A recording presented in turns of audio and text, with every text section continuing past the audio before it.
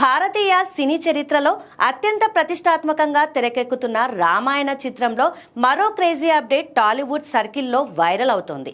ఒకప్పుడు తెలుగులో star heroine గా ఓ వెలుగు వెలిగిన గ్లామర్ బ్యూటీ రకుల్ ప్రీత్ సింగ్ ఈ పౌరాణిక గాథలో ఒక కీలకమైన నెగటివ్ షేడ్ ఉన్న పాత్రలో మెరవబోతుంది. దర్శకుడు నితీష్ తివారీ రూపొందిస్తున్న ఈ సినిమాలో రకుల్ శూర్పణఖ పాత్రను పోషిస్తున్నట్లు సమాచారం.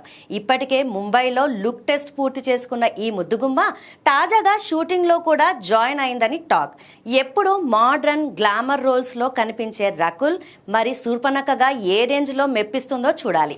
ఈ భారీ బడ్జెట్ సినిమాలో రణబీర్ కపూర్ రాముడిగా, సాయి పల్లవి సీతగా నటిస్తుండగా కన్నడ స్టార్ యష్ రావణుడిగా కనిపించబోతున్నారు.